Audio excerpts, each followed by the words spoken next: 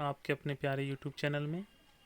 तो आज की इस वीडियो में हम लोग हिंदी के हिंदी व्याकरण के कुछ महत्वपूर्ण प्रश्नोत्तरी को देखेंगे।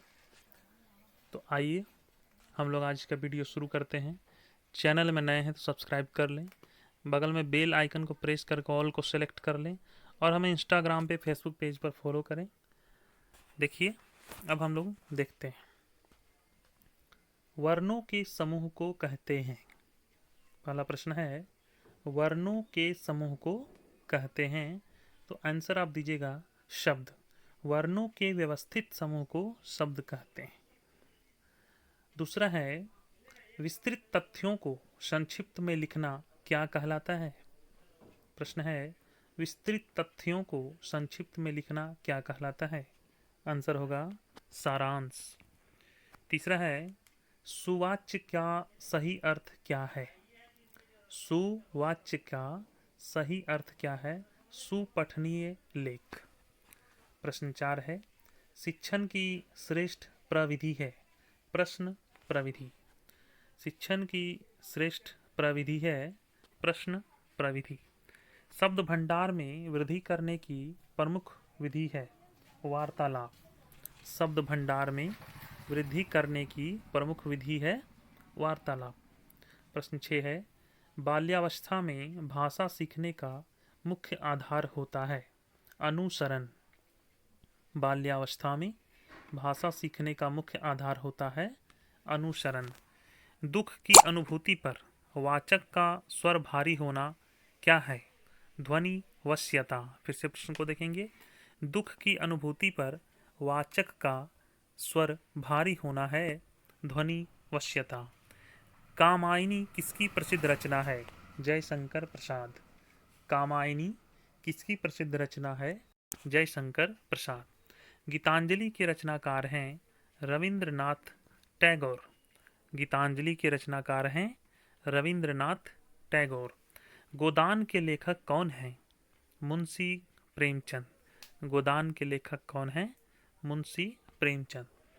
जो धातु या शब्द के अंत में जोड़ा जाता है उसे क्या कहते हैं। प्रत्यय कहते हैं। आप जानते हैं कि प्रत्यय को लास्ट में लगाया जाता है। ठीक है। प्रख्यात में कौन सा उपसर्ग है। प्र। उपसर्ग कहते हैं जो किसी शब्द के शुरू में जुड़ता है। शब्द के शुरू में जुड़कर उस शब्द का विशेष अर्थ प्रकट करता है, उसे हम लोग उपसर्ग कहते हैं। और जो शब्द के अंत में जुड़ता है उसको प्रत्यय कहते हैं। हिंदी में कृत प्रत्ययों की संख्या कितनी है। तो 42 है। हिंदी में कृत प्रत्ययों की संख्या कितनी है। 42 है। पुरोहित शब्द में प्रयुक्त उपसर्ग क्या है। पुरः। पुरोहित में उपसर्ग क्या है। पुरः।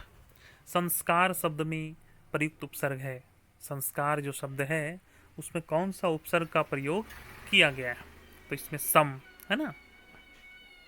विज्ञान शब्द में कौन सा उपसर्ग है। विज्ञान। विज्ञान में भी वी है। चिरायु शब्द में कौन सा उपसर्ग है। यहाँ उपसर्ग हम लोग देख रहे हैं चिर है ना। चिर जोड़ आयु चिरायु। आयु में चिर उपसर्ग लग गया है, हो गया चिरायु। निर्वाह शब्द में कौन सा उपसर्ग है। तो निर। निर्वाह में निर। धुंधला शब्द में प्रयुक्त प्रत्यय है।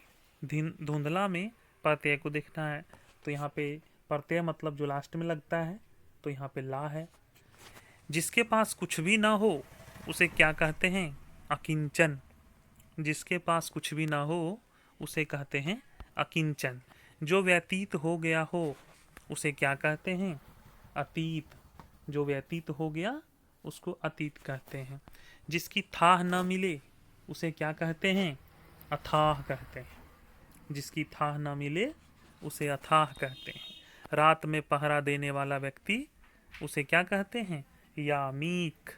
रात में पहरा देने वाला व्यक्ति यामिक कहलाता है। जिस वस्तु का मूल्य न आंका जा सके उसे क्या कहते हैं। अमूल्य। जिस वस्तु का मूल्य न आंका जाए उसे क्या कहा जाता है। अमूल्य। श्री गणेश करना मुहावरे का क्या अर्थ होता है। शुभ आरंभ करना।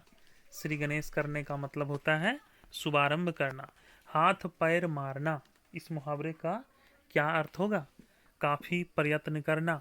हाथ पैर मारना का मतलब होता है काफी प्रयत्न करना। हाथ मलना, इस मुहावरे का क्या अर्थ होगा? हाथ मलना का जो अर्थ है वो होगा पछताना। चेहरे पर हवाइयाँ उड़ना, इस मुहावरे का क्या अर्थ होगा? घबराना।